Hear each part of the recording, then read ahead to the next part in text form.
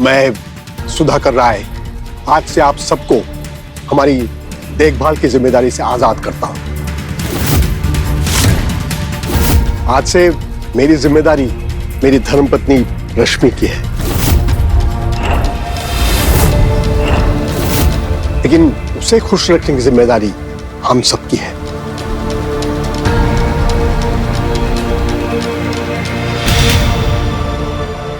इस उम्र में शादी, 60 के तो हो गए हैं भैया जी, अब पूरा सठिया भी गए हैं। दीदी, लोग वजह पूछने के बहाने मजाक उड़ाएंगे, पूरा इज्जत मिट्टी में मिला दी है। ये अचानक शादी की कहा सोची, और करनी भी थी तो हमें काहे नहीं बताया?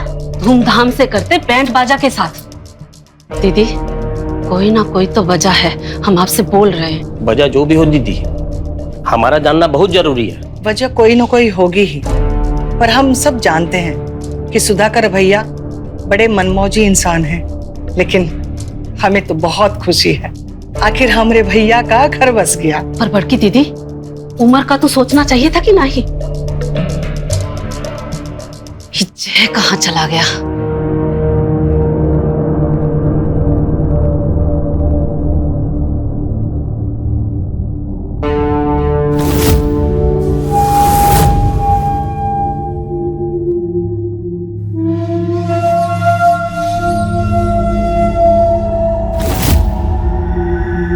वैसे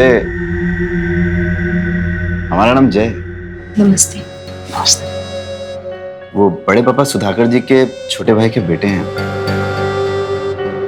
यूनिवर्सिटी में पढ़ाई कर रहे हैं, और हमारी भी शादी की बात चल रही है।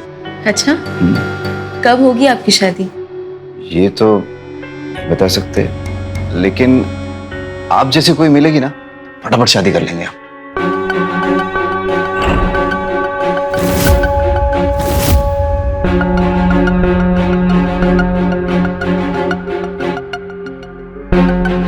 आप आराम कर लीजिए, कपड़े बदल लीजिए, कुछ चाहिए होगा तो जवाब आवाज दीजिएगा।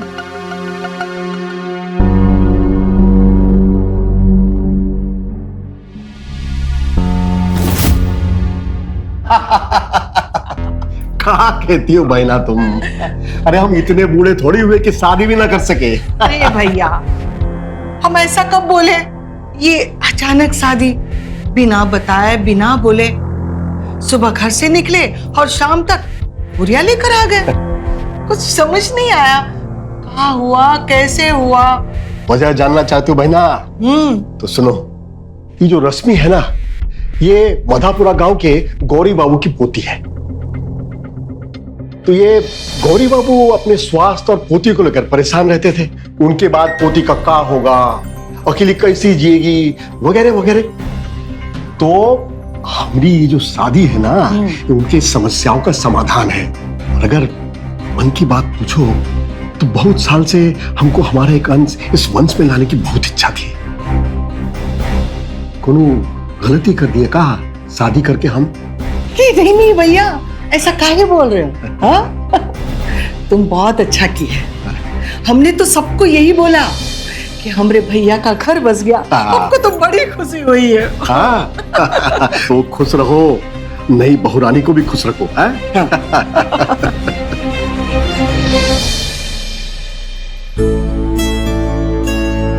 वैसे तो अब से हमारा सब कुछ तुम्हारा है, लेकिन ये आज के लिए खास है, हमारी लाइफ, हमारी वाइफ के लिए। देखो। शुक्रिया।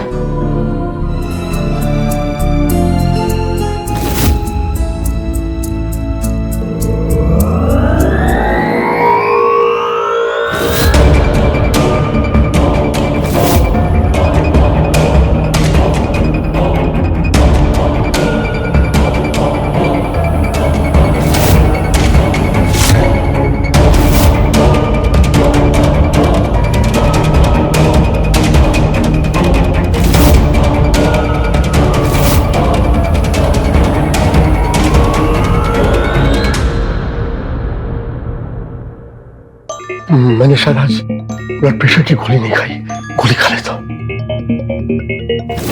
आज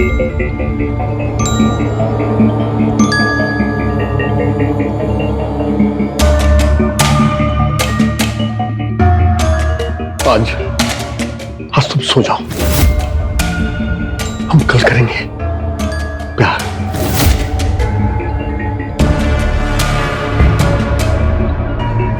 न मुंह में दांत न पेट में हाथ, चले मनाने सुहाग रात। समाधान और वंश ही आगे बढ़ाना होता ना दीदी, तो पहले काहे न किए शादी। अब हम दिवाकर राय उनके छोटे भाई है तो उन्हीं का अंश ना। वही तो, और हमारा बेटा जय भले हमारा बेटा है लेकिन वंश तो उन्हीं का है। वही तो दीदी जरूर कोई बात है जो भैया छुपा रहे हैं। दीदी, हमारा हक हड़पने का खेल रचा है उन लड़की और उसके दादा ने। जाने कौन सी पट्टी पढ़ा के गले बांध दी है वो लड़की भैया जी के। एक दिन वो लड़की गले का हड्डी बनेगी, हम बता रहे हैं आपसे। दीदी मिथिला एकदम सही कह रही है, समय सचेत और सतर्क रहने का है। ये शादी शादी नहीं, लालच है, षड्यंत्र है। पर अब करना का है ये बताइए। अरे करना क्या है, दादा पोती ने जो भैया जी के आंखों में पट्टी बांधा है वो खोलना पड़ेगा। इस शादी का सही मकसद हम पता लगा के रहेंगे। तो नहीं दुल्हन को ये घर और भैया जी से दूर रखना है ना, ये काम तो हम कर लेंगे। अपना हक काहे हड़पने दे किसी घुसपैठिए को। हाँ, हे भगवान, कुछ जाने बुझे अरे अपना खून जला रहे हो तुम दोनों। अरे भैया ने कुछ फैसला लिया है तो कुछ सोच समझ कर ही लिया होगा ना। अब जाओ सो जाओ, जाओ जाओ, रात बहुत हो गई है। जी जी, जाओ चलिए जाओ। जा रहे हैं।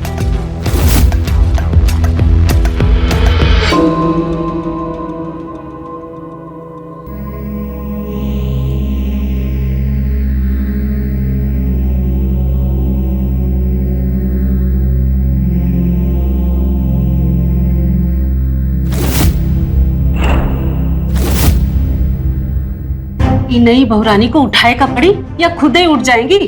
अभी तक सुबह नहीं हुई वो महारानी की। अरे मिथिला, आज उसकी शादी की पहली सुबह है, आज का दिन तो दे दो नई बहू को। भैया के चाय के साथ उसकी चाय भी कमरे में भिजवा दो। भिजवा दे? तो कोनों के हाथ भिजवा दे? नौकर तो आज तक आप रखने नहीं दिए हैं और जय जाएगा नहीं तो बचा कौन? तुम। हम।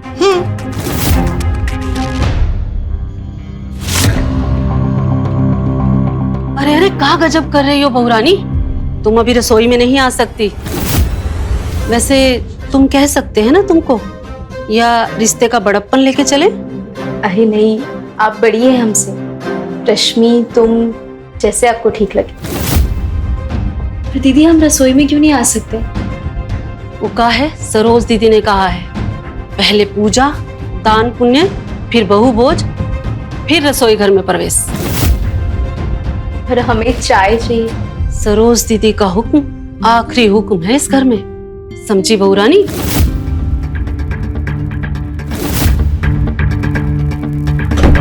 ना चाय मिली ना खुद बना पाई, जी भी चल रहा है इस घर में सब कुछ। चाय नहीं मिली आपको?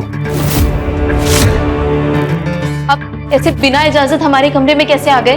अरे रे रे, आप क्या कर रही हैं? अब चाय नहीं मिली तो सारा गुस्सा हम पे निकाल दीजिएगा। वैसे आप निकाल सकती हैं, आपका बनता है। हम तो बस साफ सफाई करने आए थे, फूल साफ कर दिए एकदम बढ़िया। दरवाजा खटखटाए थे हम, कोनो आवाज नहीं आया तो हम डर गए, आपकी चिंता होने लगी ना। आप ठीक तो है ना? यही पूछना था आपसे। हो गया, अब निकलिए। हाँ हाँ हो गया, आप देखिए तो सही, इतना चमका दिए बिस्तरा एकदम बढ़िया, एक भी फूल नहीं दिखेगा आपको। काम बहुत अच्छे से करते हैं हम। कोनो और जरूरत होगी तो बुलाइएगा, आ जाएंगे हम। नाम तो याद रहेगा ना हमारा, जय। निकलिए। जा रहे। दरवाजा बंद करते जाइएगा। ठीक है।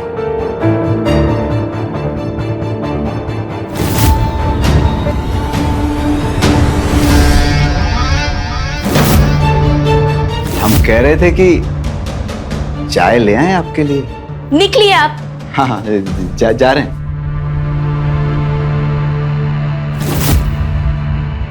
तुमको भी कोनो परेशानी है का मेरी शादी से? अरे नहीं भैया, काहे पूछे ऐसा? कल सरोज आई थी, पूछ रही थी, तो हमको लगा तुमको भी कुछ पूछना होगा। मन में कोनो शंका हो तो पूछ लो, हम सच ही बताएंगे। अरे नहीं भैया, आपका फैसला भगवान का फैसला है हमारे लिए। सब ठीक है भैया। तो वकील साहब को बुलवा लो, एक और फैसला करना है। हाँ मालिक। हाँ हाँ हाँ, जीते रहो बेटा। खाना वाना खा रहे हो ना, और दंड वंड पेल रहे हो कि नहीं? हाँ मालिक। तुम पैसे की जरूरत हो तो सरोज से मांग लेना, हम भी उसी से मांगते हैं। जी मालिक। चले? हाँ जी मालिक, चलिए। हाँ। अब का खुराफात चल रहा है इनके भेजे में, कुछ तो खेल खेल रहे हैं। मैं भी देखता हूँ कैसे। नहीं वसीयत काहे? सीधी बात है, नई बहुरानी आई है, नई वसीयत मतलब नया हिस्सेदार। अब सब कुछ उसके नाम पे कर देंगे। यही होता है बुढ़ापे में जवानी चढ़ने का असर। पर कल ही तो आई है, अभी से? अब भैया को लग रहा है अभी से, तो अभी से। हम क्या बोले?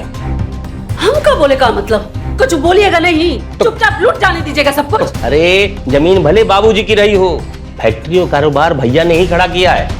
पर सोच रहे हैं ये सब जो उनके हिस्से में जाएगा वो अपना ही जाएगा, हमारे जय का जाएगा।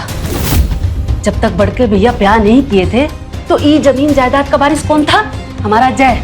हम अपने बेटे का हक किसी और के हिस्से में नहीं जाने देंगे। आप डरे कुछ मत कीजिए, हम दीदी से बात कर लेंगे। दीदी भैया के खिलाफ कभी नहीं जाएंगी। ये सब बोल के उनके मन में कड़वाहट ही पैदा करोगी। तो क्या करे? हाथ पर हाथ धरे पड़ जाने दे सब कुछ। एक रास्ता है, कुछ ऐसा करना होगा कि नई बहुरानी खुद ब खुद डल जाए, वसीयत बनने से पहले। तो देखते जाइए कैसे हम इस छोकरी को इस घर से बाहर करते हैं। लेकिन ध्यान रहे, दीदी और भैया को इस बात का भनक नहीं लगना चाहिए, वरना जो मिलने वाला है ना वो भी हाथ से जाएगा। रश्मि,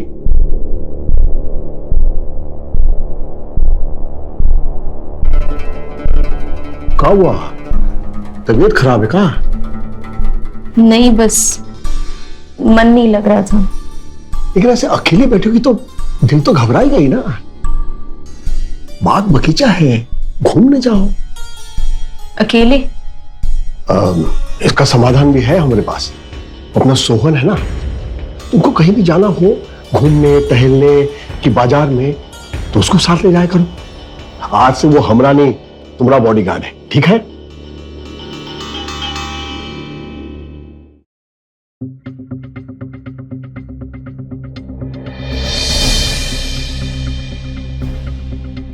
पहलवान बनेंगे? अरे मालकिन, आप वो कहा है कि कसरत करने से शरीर और दिमाग दोनों ही ठीक रहता है हमारा। वैसे मालिक ने आज से आपके साथ रहने के लिए बोला है, पर हमें समझ में एक बात नहीं आ रही कि आपको हमारी क्या जरूरत है। नहीं, हम कहना चाह रहे हैं कि मेरी जरूरत तो मालिक को है ना, हमें तो उनके साथ रहना जरूरी है। अब आपके मालिक का है तो होगी हमें आपकी जरूरत। हमें बागीचा देखना है, ले चलेंगे? बिल्कुल ले चलेंगे, हम अभी आए 2 मिनट में।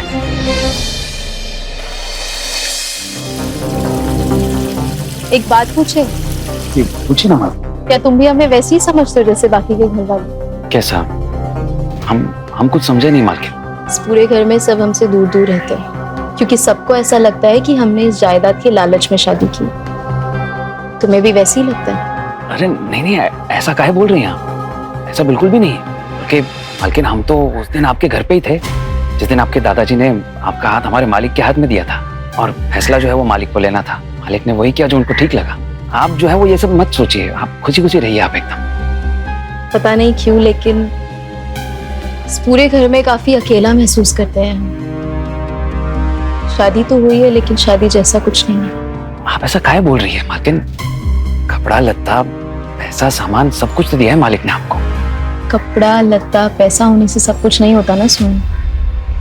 शादीशुदा औरत की और भी इच्छाएं होती हैं जिसे वो एक औरत की तरह महसूस कर पाती है। समझते हो ना? नहीं, हम कुछ समझ नहीं पा रहे हैं मालकिन। पर हम चाहते हैं कि तुम समझो हमें।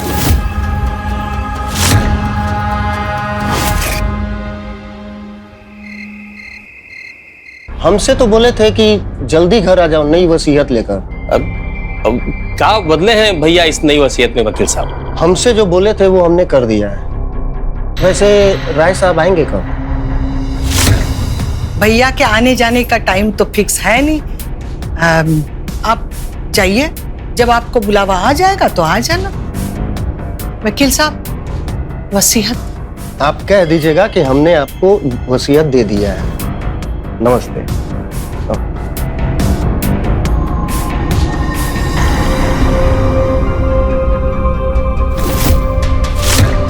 अरे दीदी, आधी जमीन आधा मकान सब नई गौरानी के नाम पे। हाय दया। और हम लोग को? हम लोग को क्या? हम लोग को वही पुरानी घर थाल फैक्ट्री। दीदी, ये भला कैसा बंटवारा हुआ? ये इंसाफ है का? आप ही कहिए। देखो, अब भैया का फैसला है, उनकी मर्जी है। पर जीजी, जोन जमीन पे बिजनेस खड़ा किए हैं वो तो पुश्तैनी है ना। और ये घर का वारिस अभी तक हमारा बेटा जय ही है। नई बहुरिया को बच्चा होगा तब ना। ये उम्र में बढ़ के भैया से कुछ होगा का? कुछ नहीं होगा, हम कह देते हैं। और आप बढ़ के भैया से कुछ नहीं पूछेंगी? देखो, भैया ने फैसला कर लिया है और उनके फैसलों पर सवाल उठाना ये उनको अच्छा नहीं लगेगा, ये हम जानते हैं। दिवाकर, चलो वो वसीयत हमारे अलमारी में रख दो।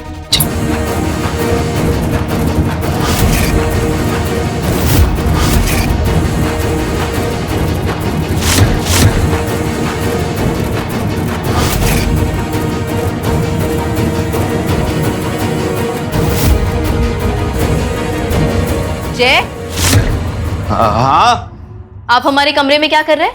अरे वो पूरा कपड़ा फैला हुआ था आपके कमरे में, समेटते समेटते हम सिमट गए। आप कहाँ थी? हम आपको कब से ढूंढ रहे थे। पहले आप ये बताइए कि आप हमारे कमरे में क्या कर रहे हैं? फिर से सवाल?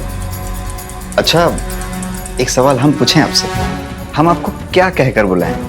रिश्ते में तो आप हमारी ताई जी लगती हैं, लेकिन ताई जी आपको सूट नहीं करता, तो आप ही कोई अच्छा सा नाम बता दीजिए बुलाने के लिए। ताई का रिश्ता है ना, तो ताई जी ही बुलाएंगे आप हमें। मिल गया जवाब? अब जाइए। ठीक है, जाते हैं, लेकिन जाने से पहले आपके एक सवाल का जवाब हम देना चाहते हैं। दरअसल हम बुआ जी का एक संदेशा लेकर आए थे आपके पास। कहा है ना कि आपको मंदिर जाना है सुबह और हमारे साथ जाना है, तो आप सुबह तैयार रहिए। बता दिए, अब जाइए। और हाँ, आज के बाद जब हम कमरे में ना हो तो आप यहाँ नहीं आएंगे, समझे?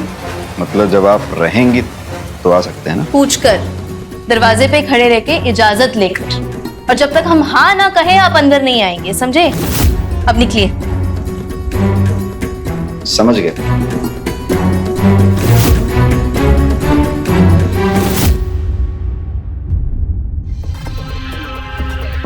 भैया, कल सुबह बहुरानी की इष्ट देवता की पूजा है। लेकिन कल सुबह तो हम बोकारो जा रहे हैं। हमको 5 लाख रुपए चाहिए कल के लिए। अच्छा, मैं अभी लाई। अरे अरे, तुम बैठो, रश्मि को चाबी दो, वो ले आएगी। ये लो वो।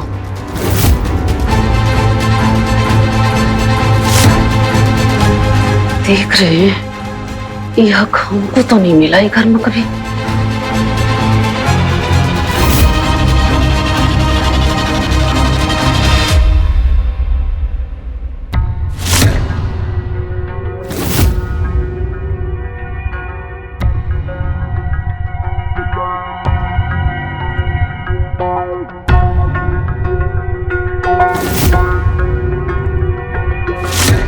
तुम्हारी खुशबू मीठी मीठी। आज वैद्य जी से दवाई लेकर आए हैं, ऐसी दवाई लाए हैं कि हमारा वंशज तो जमेगा ही।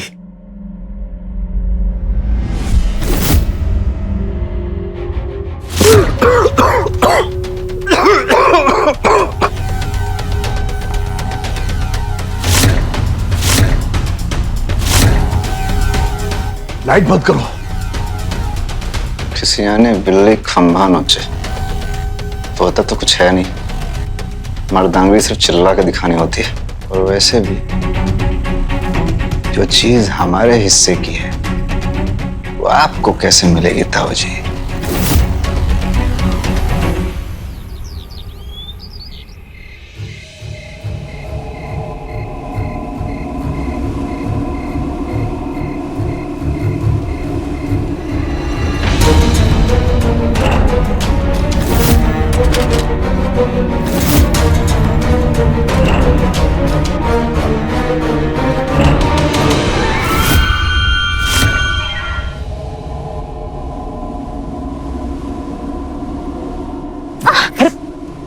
मालकिन आप ठीक तो हैं आप?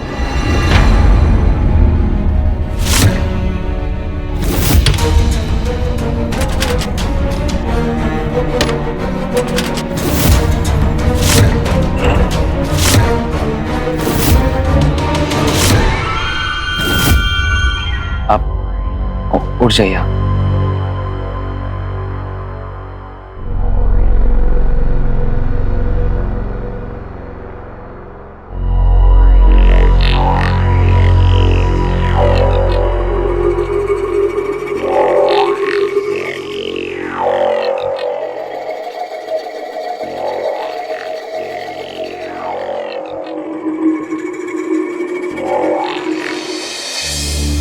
हमरे रहते हमरे बेटे के हिस्से का कोनो भी एक टुकड़ा नहीं ले सकता।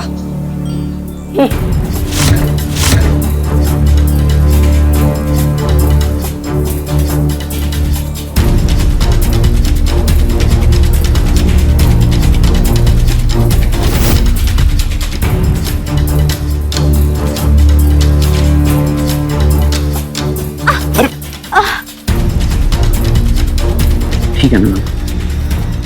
हमारी पैर में मोच आई, ये लगता है हम परिक्रमा नहीं कर पाएंगे।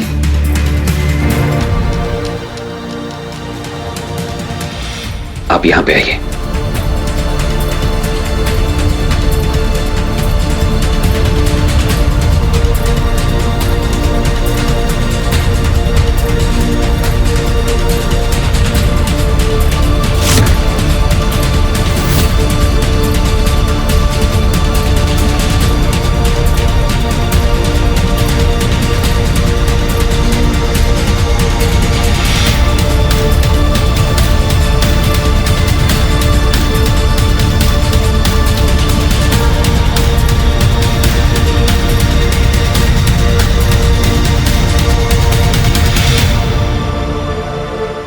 नमस्कार, मैं हूं रवि किशन।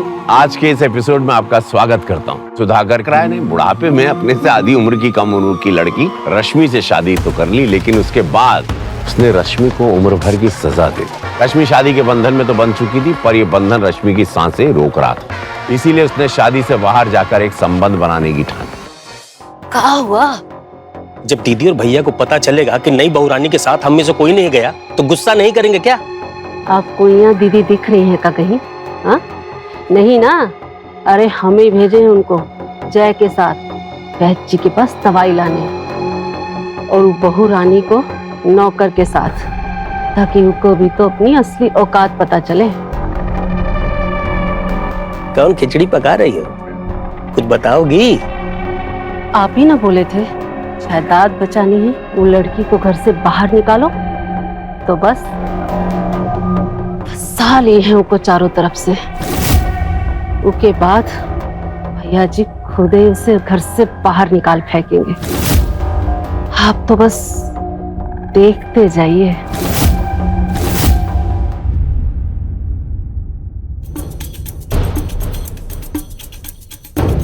आ गई महारानी मंदिर से।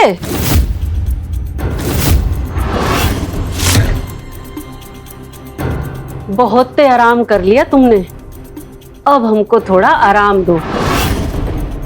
ऐसे टुकुर टुकुर कहाँ देख रही हो बहुरानी? आज से तुम रसोई घर में आ सकत हो। आज का सारा खाना तुम्हें ही बनाना है। बहू भोज। दीदी वो हमारे पैर में मोच चाहिए, काफी दर्द हो रहा है। बहू भोज का मतलब समझती है ना?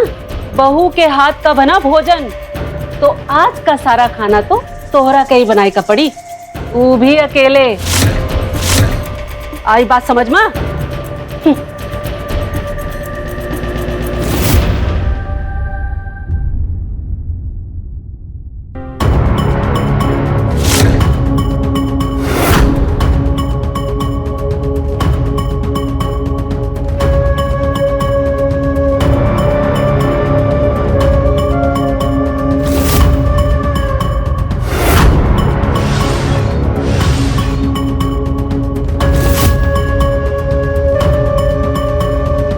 बहू रानी, थोड़ा चाय लेके आओ ना।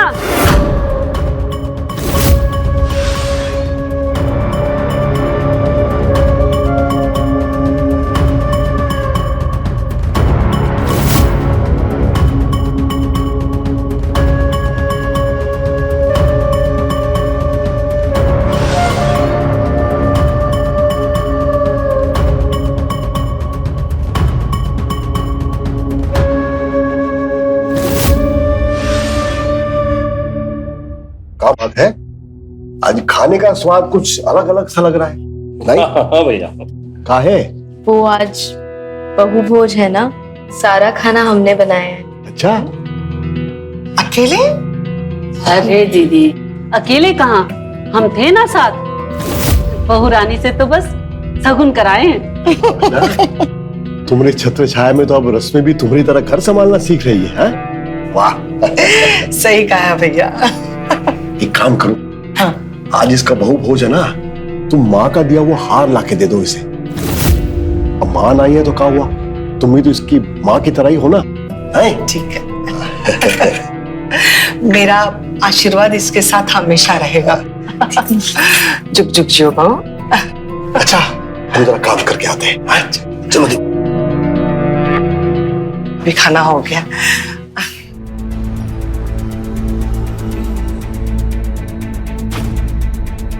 अच्छा मिथिला, सुबह से भाग दौड़ रही है बहू, बेचारी थक गई होगी।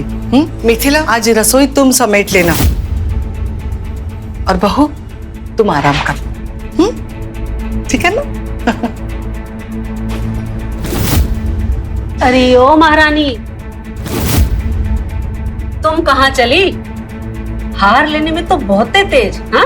और जब काम की बारी आई तो चली इठलाती। वो सरोज दीदी ने कहा कि हम आराम करें, इसीलिए। ओहो, आराम करेंगी? और ये जो इतना सारा बर्तन पड़ा है, ये कौन मांजेगा? ऊपर से तोरी अम्मा आएंगी का? माँ, एक मिनट,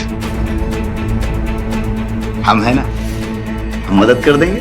ओ संत ज्ञानी, बुआ जी के पाँव में दर्द है, जाके तेल लगाओ। जा रहे आया मदद करने वाला। और तुम काम करो, आराम करेंगी।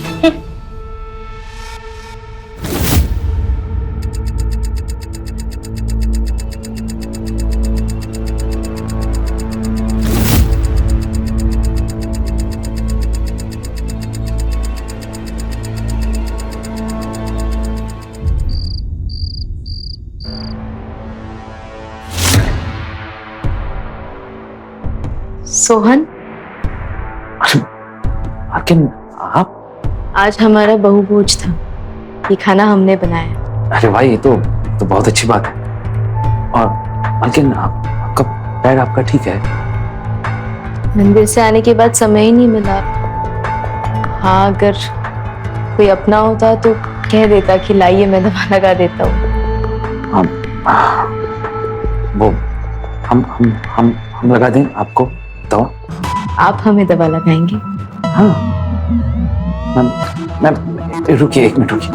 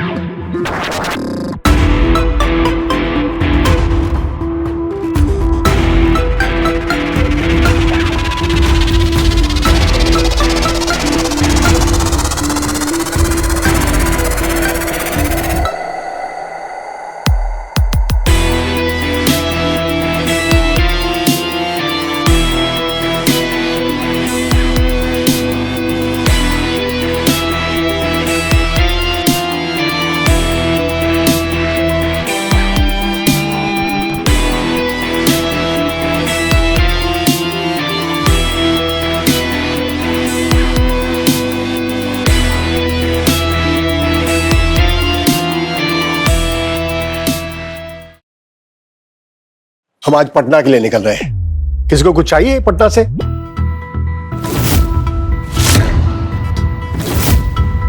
अरे भैया, कल जय का जन्मदिन है।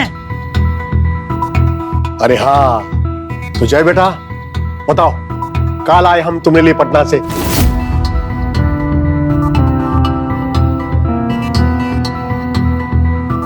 बोलो।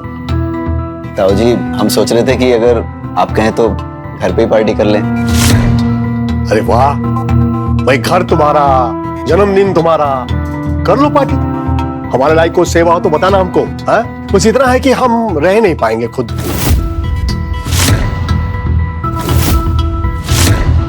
रश्मि, ये जय बाबू जो कहे, जितना कहे दे देना इनको खर्चे के लिए। है? इसी खुशी में जरा चाय पिला दो सबको। है? जी। भाई चाय तो बनती है, क्यों?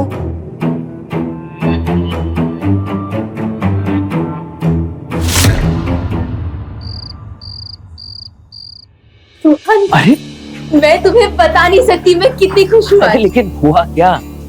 आज हम पूरी रात साथ रहेंगे। अच्छा, तुम पूरी रात की बात कर रहे हो? तो पीछे मेरी भावना।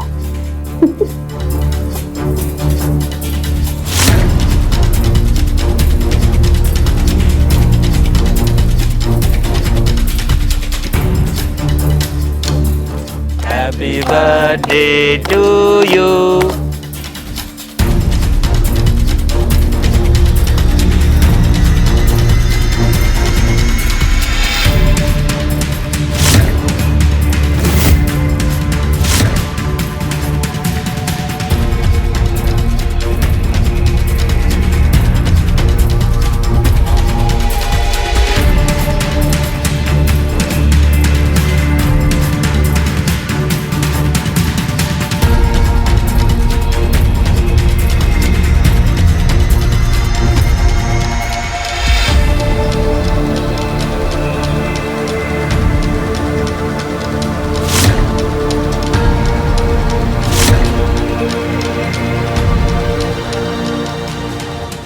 अरे एक मिनट, एक मिनट, वो हमारा बर्थडे गिफ्ट नहीं दीजिएगा?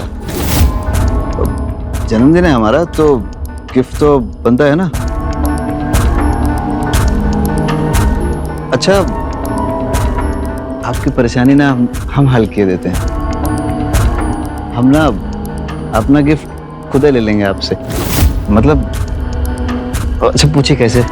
देखिए, अब आप पूछेंगे नहीं तो हम बताएंगे कैसे कि गिफ्ट कैसे लेंगे हम। अच्छा चलिए बता देते हैं। क्या है ना कि ताऊ जी बाहर गए हैं और उनका कमरा खाली है एकदम। तो हम वहाँ आपका इंतजार करेंगे और आ जाइएगा आप, फिर गिफ्ट हम ले लेंगे वहीं पे। समझ रही ना आप? और आप चिंता मत कीजिए, हम जल्दी पहुंचेंगे। क्या है ना कि दोस्त लोग आए हैं ना, उनको खाना पीना खिला के भगा देते हैं, फिर आते हैं कि इंतजार करेंगे आपका। वैसे आप बहुत अच्छी लग रही हैं आप, कसम से। इंतजार करेंगे, आइएगा जरूर।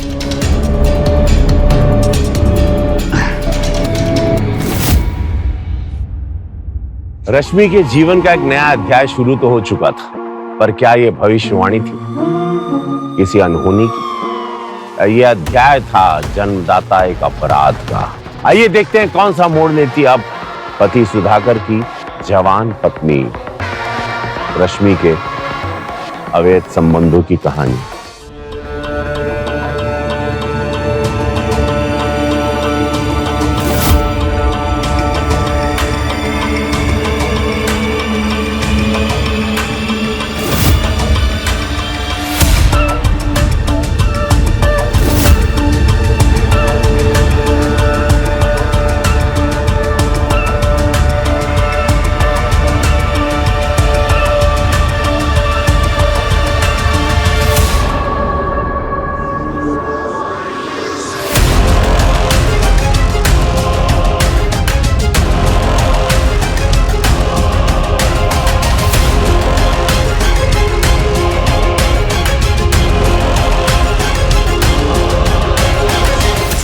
फोन उठाओ सोहन।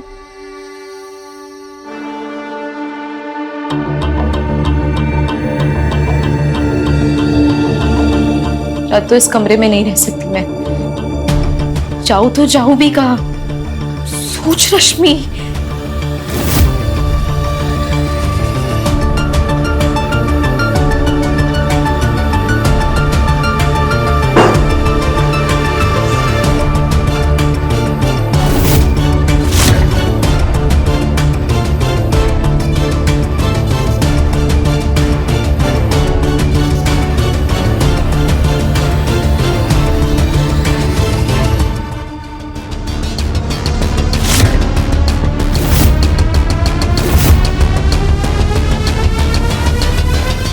दीदी,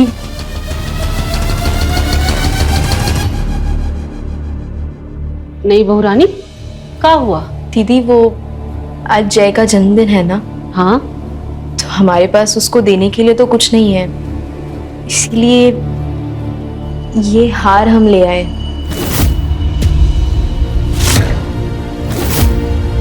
जय की होने वाले बीवी के लिए।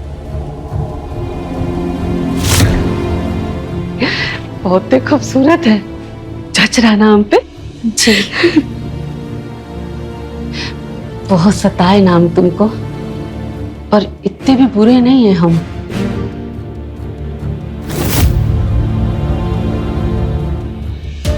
चलिए आप खाना खा लीजिए और हम भी जाके खाना खा लेते हैं। वो क्या कहते हैं अंग्रेजी में? Thank you. चलते हैं।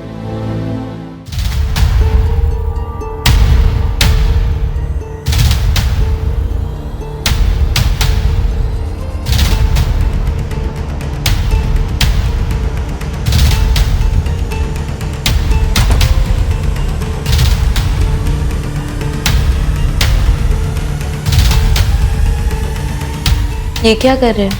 माहौल बना रहे हैं, मस्त, खुशबूदार, नशीला।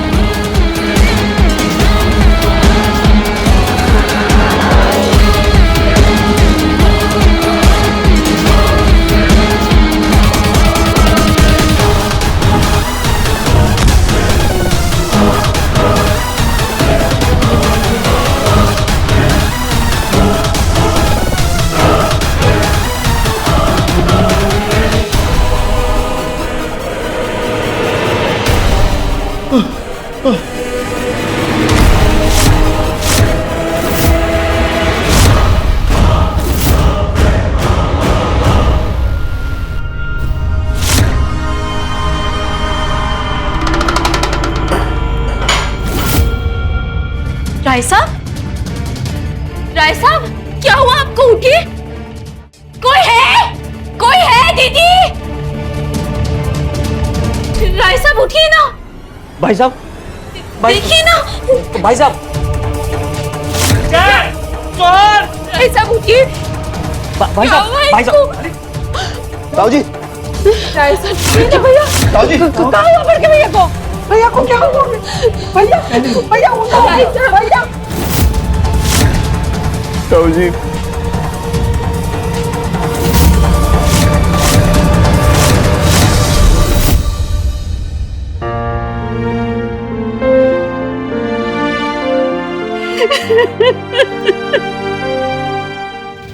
तुमने मारा है हमारे भैया को, हम तुम्हें जिंदा नहीं छोड़ेंगे बोल रहे हैं। क्या कर रहे हैं? इसको एक की सजा कानून देगा। हमने कुछ नहीं किया है। वैसे भी जब सरोज दीदी ने हमें और मिथिला दीदी को कमरे में जाने के लिए कहा था तो हम चले गए थे और फिर हम तुरंत लौटकर मिथिला दीदी के कमरे में वापस भी आ गए थे। पर तब तक तो राय जी लौटे भी नहीं थे। ये लड़कियां सही कह रही है। वो वक्त ये हमारे साथ थी, हमारे कमरे में। तो फिर ये हुआ कैसे? भैया भैया वापस कब आए? हमारे को आधे रात के बाद घर छोड़ दिए थे। पटना से आ रहे थे तो गाड़ी खराब हो गया था तो हम मैकेनिक की बाइक से उनको घर छोड़ दिए थे। नहीं, बहुरानी कह रही है कि जब वो अपने कमरे के पास आई थी तो बाहर से कुंडी लगी हुई थी। राय साहब, इसका मतलब है कि मालिक कमरे के पास है और अंदर चले गए। मतलब उनके कमरे के अंदर जाने के बाद किसी ना किसी ने तो बाहर से कुंडी लगाई है। पर किसने? उसका जवाब आप लोगों के सामने है ना बुआ जी। ताऊ जी के कमरे में जहरीला धुआं इसी जड़ी से फैलाया गया था। सही कह रहे हैं हम ना? कहना क्या चाहते हो तुम जय? ताऊ जी की मौत इसी जड़ी के जहरीले धुएं से हुई थी। कहना तो बुआ जी को चाहिए था, लेकिन कह हम रहे हैं। बोलिए बुआ जी। कहना क्या चाहते हो तुम? सालों से ये जड़ी हम बुआ जी के लिए लाते रहे हैं वैद्य जी के यहाँ से। कहने को तो ये घुटने की दवा है, तेल में मिलाकर लगाई जाए तो दर्द खत्म हो जाता है, लेकिन इसका धुआं बहुत जहरीला होता है।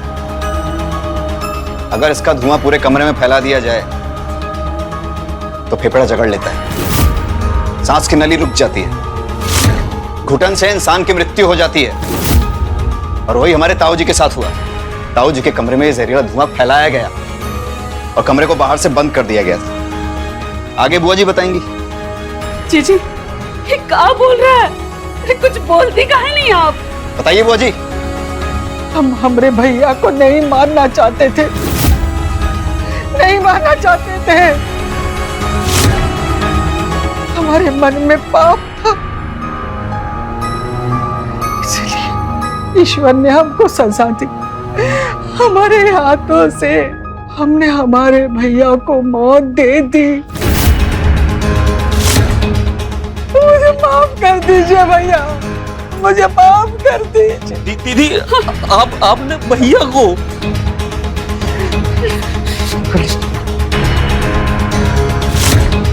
इसके लिए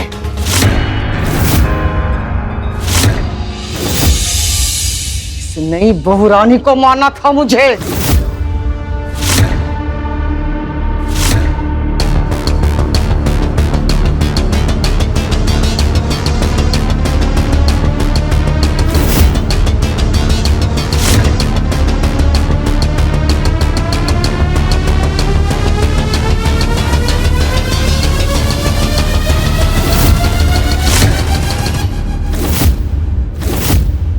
ये हमारा घर है और इस घर के मालकिन हम हैं। इस घर में आने वाली चिड़िया भी हमसे पूछकर फड़फड़ाती है।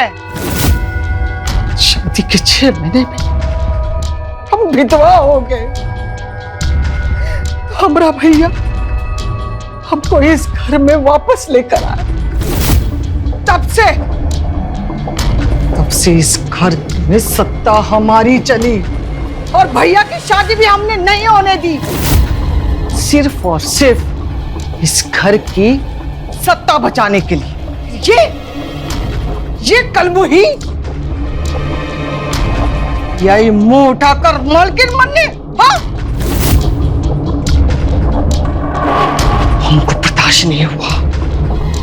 हमारे ही घर में आकर हम पर हुक्म चलाएगी? नहीं, बिल्कुल नहीं हो सकता।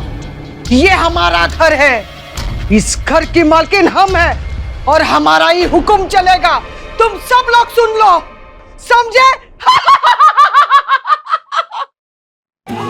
लालच अपने किसी भी रूप में क्यों ना हो, पर हर लालच का अंजाम होता तो जरूर और वो बुरा होता है। सत्ता का लालच ऐसा छाया सुधाकर की बहन सरोज के अंदर कि वो इंसानियत और हैवानियत का अंतर ही भूल गई और अपने ही हाथों अंजाम दे गई ऐसे पाप को जिसे अब उसे अपनी आखिरी सांस तक जीना पड़ेगा जेल की सलाखों के पीछे। ये कहानी सिर्फ एक कहानी नहीं, सीख है हम सब के लिए। तो मिलते हैं क्राइम फाइल्स के अगले एपिसोड में, तब तक के लिए नजर रखें तो रहें खबरदार, बने होशियार, देखते रहें मेरे साथ क्राइम फाइल। जय हिंद, भारत माता की जय।